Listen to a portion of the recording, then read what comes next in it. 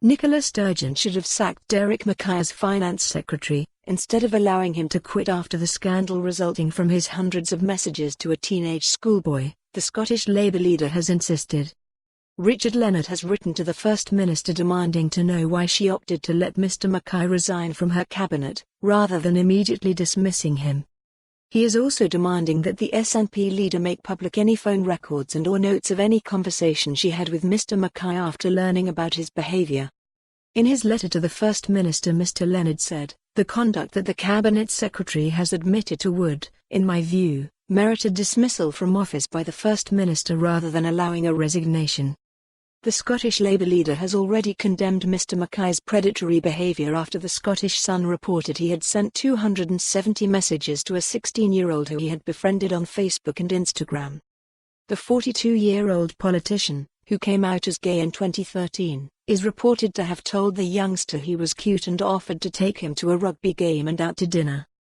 Mr Leonard said it was deeply concerning that such a senior member of this parliament was not immediately dismissed by the First Minister. The Labour leader said, "The fact that his behaviour was directed towards a teenage schoolboy should have been enough for the First Minister to take decisive and fast action." He insisted, "It is now vital that the full circumstances leading to Derek Mackay's resignation are revealed publicly."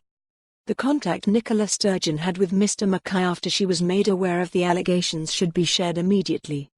Meanwhile, Liberal Democrat MSP Alex Cole-Hamilton wants the law to be changed so that all MSPs are required to go through the same background checks that someone working with children or vulnerable groups would have. He planned to bring forward amendments to the Disclosure Scotland bill when it is formally lodged, that would require elected politicians to be vetted by the Protecting Vulnerable Groups (PVG) scheme. Mr Cole-Hamilton insisted the change was not being proposed in response to any single incident, adding that he had been exploring this proposal for months.